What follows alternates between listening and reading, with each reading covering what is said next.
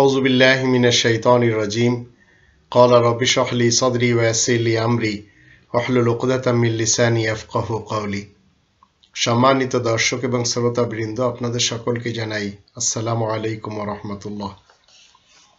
আল কিতাবের দৃষ্টিতে আল কোরআনের নাজিলের সাল হল 010101, জগতের প্রথম দিন। 2 নম্বর সূরা আল বাকারার 185 নম্বর আয়াতের শুরুতে বলা হচ্ছে, শাহরু রমাদান আল্লাযী উনজিলা ফীহিল কুরআন হুদাল লিন্নাস। রমাজানের মাস, যে মাসে আল কোরআন নাজিল করা হয়, যা প্রত্যেকটি মানুষের জন্য পথের নির্দেশ। তো প্রত্যেকটি মানুষ দুনিয়া শুরু দিন থেকে এসেছে, সেই শুরু দিন থেকেই আল কোরআন 010101। এই কোরআনের একটি চ্যালেঞ্জ হলো 46 নম্বর সূরা আল আহকাফের 4 নম্বর আয়াতের শেষে, ইতুনি বি কিতাবি মিন ক্বাবলি হাযা আও আসারাতি মিন ইলমিন ইন কুনতুম সাদিকিন। এই লিখিত কিতাবের আগে কোনো কিতাব তোমাদের কাছে থাকলে আমার কাছে নিয়ে এসো না, কিংবা কোনো জ্ঞানের বিবরণ যদি থাকে এনে দেখাও, যদি তোমরা সত্যবাদী হয়ে থাকো। তো এখানেও কোরআন চ্যালেঞ্জ করছে যে এই লিখিত আল কিতাবের পূর্বে আর কোনো কিতাব ছিল না। যদি কেউ বলে ছিল, তাহলে তাকে এনে দেখাতে হবে এবং সেই গ্রন্থতে লেখা থাকতে হবে যে আমি কোরআনের পূর্বেকার গ্রন্থ। তাহলে এখান থেকে আমরা বুঝলাম কোরআনের নাজিলের সাল হলো 010101। কিন্তু যারা 1400 বছরের কথা বলছে এবং বিভিন্ন তাদের নিজস্ব যুক্তিতর্কের মাধ্যম দিয়ে, তো আপনার কাছে সেটি আশ্চর্য মনে হতে পারে। 2 নম্বর সূরা আল বাকারার 204 নম্বর আয়াতে বলা হচ্ছে, ওয়ামিনান নাসি মান ইউজিবুকা কাওলুহু ফিল হায়াতিদ দুনিয়া ওয়া ইয়াশহাদুল্লাহা আলা মা ফি কলবি ওয়া হুয়া আলাদ্দুল খিসাম।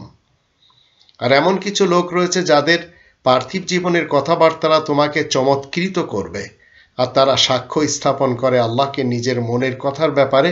প্রকৃতপক্ষে তারা কঠিন ঝগড়াটে লোক। আর এটি 1400 বছরের ইতিহাস থেকে আমরা দেখতে পাচ্ছি। কোরআনের 35 নম্বর সূরা ফাতিরের 32 নম্বর আয়াতে আল্লাহ বলেন, সুম্মা আওরাসনাল কিতাব আল্লাযীনা আসতাফাইনা মিন ইবাদিনা ফামিনহুম যালিমুন লিনাফসি ওয়া মিনহুম মুকতাসিদ ওয়া মিনহুম সাবিকুম বিল খায়রাতি বিইذনিল্লাহ যালিকা হুয়াল ফাদলুল কাবীর।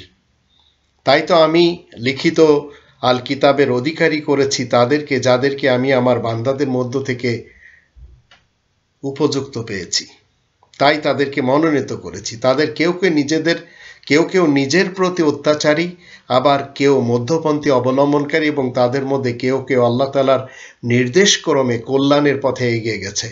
এটাই মহা অনুগ্রহ। এখন আপনি 2 নম্বর সূরা আল বাকারার 2 নম্বর আয়াত যদি পড়েন, যালিকাল কিতাবু লা রাইবা ফীহি, এটি সেই কিতাব যার ভিতরে কোনো সন্দেহ নেই। তো এই গ্রন্থের বয়স হচ্ছে